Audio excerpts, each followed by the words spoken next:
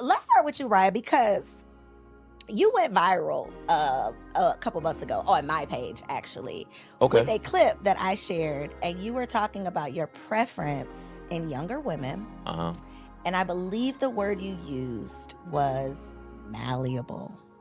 The crowd went wild. So do you stand 10 toes down by that statement? Do you want to retract it? What's your current? I do think that in the past, I was prone to use some flagrant language. Okay. Or I would say intentionally, okay, for sure. But now that I've matured over the past year or so, I do tend to change my language. So in this case, my preference is not necessarily younger women. Okay. Now it's kind of in that mid-20s range. Okay. And not malleable, more of coachable. Now, this is the thing. Coachable can probably still be seen as offensive. Yo, what up? Marco Brown here, and these are my thoughts. Back at you with an honest opinion, back at you with an unbiased review.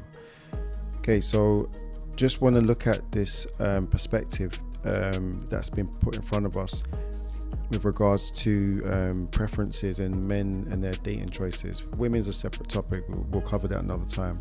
But on the couch of the Girl Stop Playing podcast, we have Tayshawn and we have Ryan. So Tayshawn's the guy on the right, Ryan's the guy on the left, and they have their own podcast called Hardly Initiated Podcast, which is a pretty dope podcast. You know, I catch it every now and then. They got interesting characters. Yeah, Dr. Omar the other day.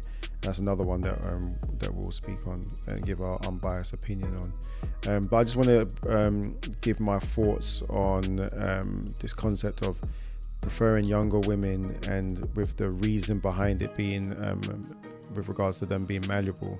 Before I give my opinion on this, I just want to just highlight the fact that when you look at Ryan and we look at Tayshawn, they are both two different characters in the making. And one is very relaxed and very in his own. He seems like he's very comfortable. That's the guy on the right, Tayshawn.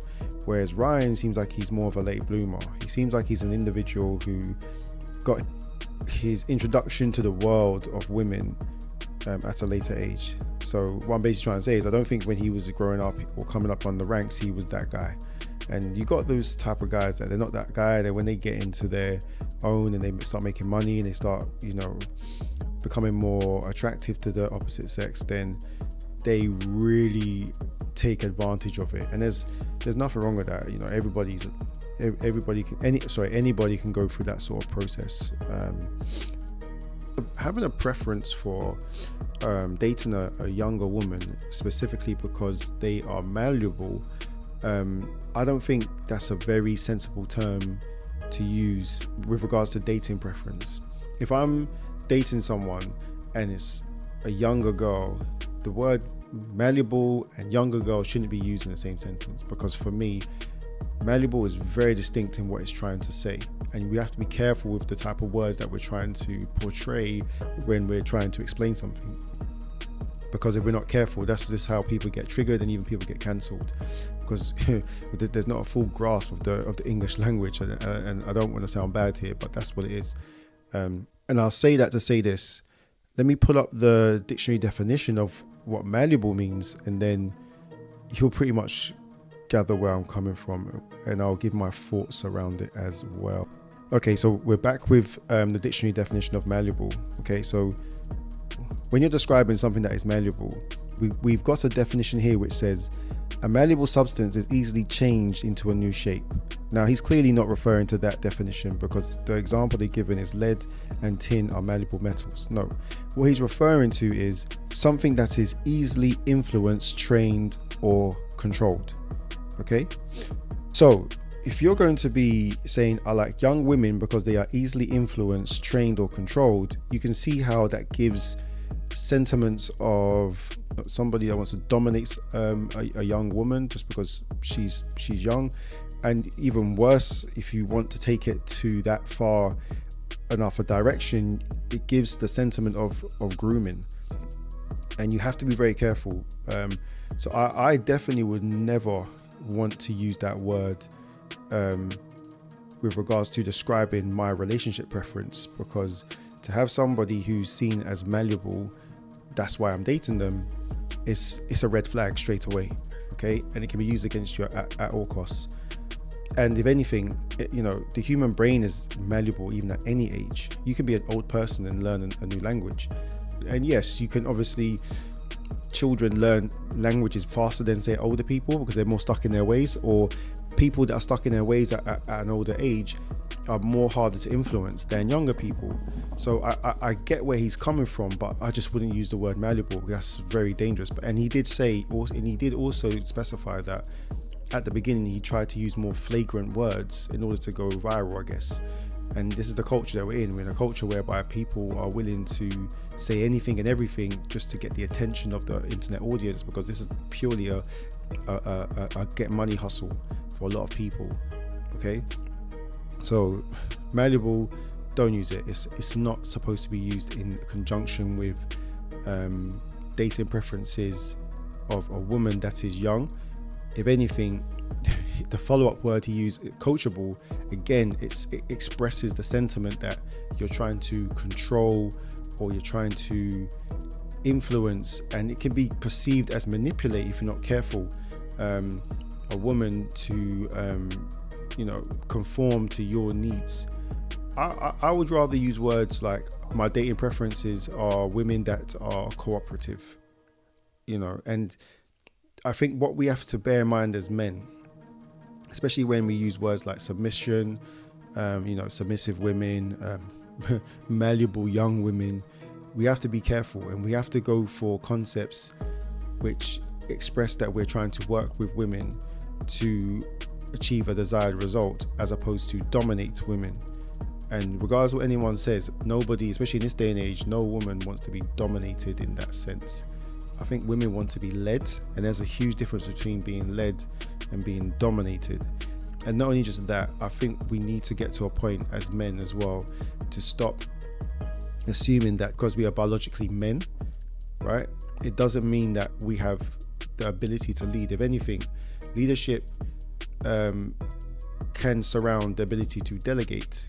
If you can lead, because some of the greatest leaders out there didn't do it all by themselves, they delegated. They had key people on their team, right, who they could identify their strongest points and promote those points even to the forefront to enable them to achieve the result. So the whole team wins, or the whole house wins, or the whole company wins. That's how victories are won. They're not won through one person. They might be won by the strategy of one person, or a strategy of a variety of people, but ultimately when it comes to the decision-making process, you need the person who's best qualified to make the decision. And in some cases, I've found, especially some of the things that I've experienced and some of the content I've listened to online and some of the conversations I've had with people and some of the things that I have seen in a lot of people's relationships, I find sometimes men have this de facto concept that because I'm a man, I have the final say. Because I'm a man, I should give the final say on the direction that we take. And most of the times, those men are not even qualified. You have to be qualified to be able to give good leadership advice and to steer the ship. And in this day and age, majority of people are merely average. Yeah, the top 1%ers, they are there for a reason, and it's because they are at the top.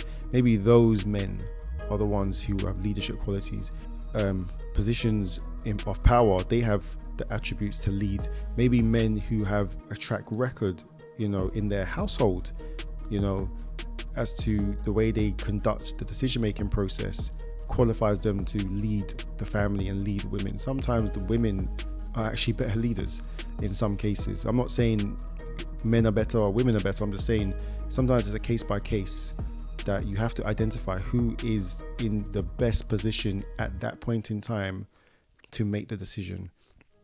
And sometimes it's not always men.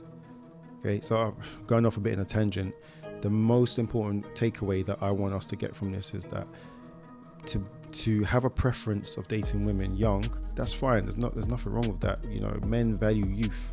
There's no problem with that. Men, you'll be lying if you say that men don't value youth. And I think what we have to understand, women also value youthful men, but they want the age disparity to be in favor of the men. So they want the men to be older, but they don't want an old man, which is what I've noticed. And that's another conversation that we'll speak on. But if you're a man, 90% of the times men value a youthful woman for obvious reasons, which we won't get into, but not specifically for them being malleable. And what I will say on top of that as well is a younger woman who's aspiring to be successful in life. Maybe you're pursuing a doctorate, maybe you're extremely educated, or you yourself are a business lady. You may be looking at a guy who's older than you and expect them to be much further along their journey, but then that guy himself might pick you because you're younger and malleable, but you are not qualified to lead that woman, because by the time that woman, who's probably in her 20s and is dating you in your 30s, if she graduates and becomes, someone with a double doctorate, or someone who's a doctor, or someone who's a lawyer, barrister or whatever, if she then reaches to the age of 30 and you're at 40 now and you don't have the qualifications or the financial pulling power that she has, she's going to surpass you. So then who's going to lead who? She won't have the same respect for you. So we have to be very careful. The fundamental thing is to be a man who's qualified. You're qualified to lead. Then I think really any woman, doesn't matter, irrespective of age, will slot into your agenda. She'll be glad to be part of your program, because at the end of the day she can see a winning horse, in the running. So she's not going to be against you or oppose you or make life difficult for you. Women want success as much as men want success. But the problem is women are picking men who appear to be successful, but the end result is questionable. Like, comment, subscribe, and I'll catch you on the next one. These are my thoughts. My name is Marco Brown. Peace.